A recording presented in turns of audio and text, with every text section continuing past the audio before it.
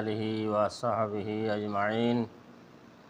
মুআজ্জাজ মুহতারাম উপস্থিত আমার সম্মানিত মুসলমান ভাইয়েরা, হাদিস শরীফে উল্লেখ আছে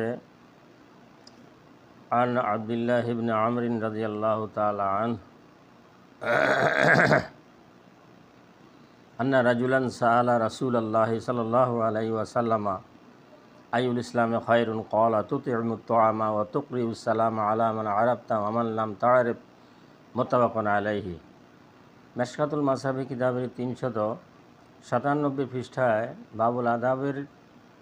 কিতাবুল আদাবের বাবু সালামের মধ্যে হযরত আব্দুল্লাহ ইবনে আমর রাদিয়াল্লাহু তাআলা আনহু থেকে বর্ণিত আছে যে এক ব্যক্তি রাসূলুল্লাহ সাল্লাল্লাহু আলাইহি ওয়াসাল্লামকে প্রশ্ন করেছেন, হুজুর, ইয়া রাসূলুল্লাহ, ইসলামের মধ্যে সবচাইতে কোন কাজটি ভালো, সর্বোত্তম? তখন তিনি দুইটি কথা বললেন। একটা হলো তুতি'মুত তুআমা, যে মানুষকে তুমি খানা খাওয়াবে, এটা হলো সর্বোত্তম কাজ। আরেকটা হলো তুমি যাকে চেনো বা যা চেনো না, অর্থাৎ তোমার পরিচিত অপরিচিত এমন লোকদেরকে তুমি সালাম দিবে। প্যারা হাজরিন, আসলে আমাদের কাছে দুটি জিনিসের ঘাটতি বেশি। আমরা মানুষকে খাওয়াইতে চাই না এবং মানুষকে সালাম দিই যদি আমি তাকে চিনি, আমার পরিচিত হয়, তাহলে আমি তাকে সালাম দিই। আর যাকে চিনি না, সে জবরদস্ত আলেম হইলেও মাথায় টুপি দাড়ি সব কিছু আছে, গায়ে পাঞ্জাবি আছে, মাথায় পাগড়ি আছে, মাদ্রাসার অথবা অন্য কোনো ক্ষেত্রে চাকরি করে, ভালো আলেম, কোরআন হাদিস বুঝেন, এমন ব্যক্তিকেও যদি আমরা না চিনি, তাহলে ওনাকে আমরা সালাম দিতে চাই না। বস্তুত এটা আমাদের হাদিসের প্রতি বরখেলাপের একটা নিদর্শন।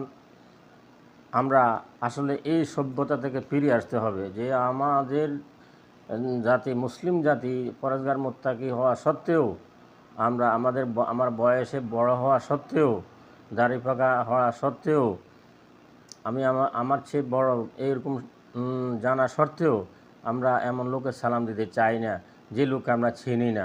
কিন্তু হাদিসের কথা হইল, না চিনলেও তাকে সালাম দিতে হবে। তার সাথে তোমার পরিচয় না থাকলেও তাকে তুমি সালাম দিতে হবে। সালামের তরিকায় যেমন হাদিস শরীফে আরও এসেছে, রাসূল পাক সাল্লাল্লাহু আলাইহি ওয়াসাল্লাম বলতেছেন, যে হাদিসটি হযরত আবু হুরায়রা থেকে বর্ণিত আছে, তিনি বলেছেন যে ইউসাল্লিমুর রাকিবু আলাল মাশি, আরোহী ব্যক্তি তথা যিনি সাইকেলে আসেন, যিনি হুন্ডায় আসেন, যিনি সিএনজিতে আসেন, যিনি বাসে আসেন বা যিনি অন্যান্য যানবাহনে আসেন, তিনি সালাম দিবেন যিনি পদচলে নিয়োজিত, অর্থাৎ যিনি পায়ে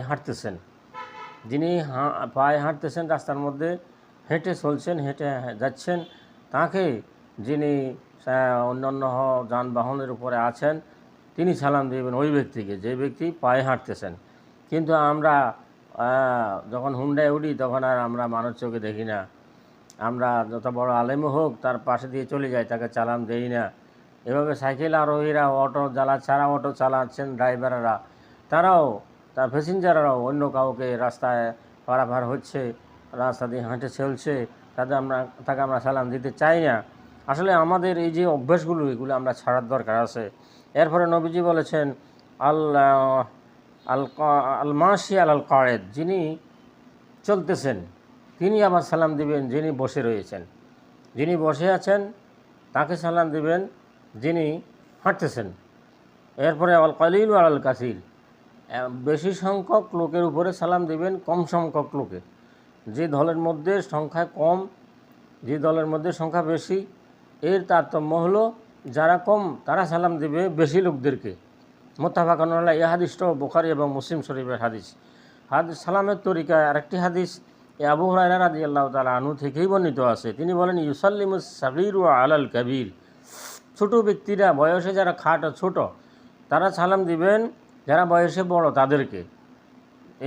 এবং ওয়াল মারু আলাল কায়েদ, এবং যিনি চলাচল করতেছেন, যিনি যাতায়াত করতেছেন, যিনি চলমান, তিনি সালাম দিবেন যিনি বসে রয়েছেন তাকে, যিনি ভূমিষ্ঠ। ওয়াল কালিলু আল কাসির, এবং যারা সংখ্যায় কম তারা সালাম দিবেন বেশি সংখ্যক লোকদেরকে। কিন্তু আমরা আসলে সালামের এই সমস্ত নিয়মের কোনো পরোয়া করি না। আমরা সালাম, এখন মনে হয় মুসলিম সমাজ থেকে সালাম উঠে গেছে, আমার বুঝে আসে না। অনেক যারা নাকি দিন চর্চা করেন, আমরা যারা দিন চর্চা করি, মানুষকে দিন বুঝাই, দিন শিখাই, আমরাও ওদেরকে সালাম দিতে চাই না। হাদিস মোতাবেক যাদেরকে সালাম দেওয়ার কথা বলা হয়েছে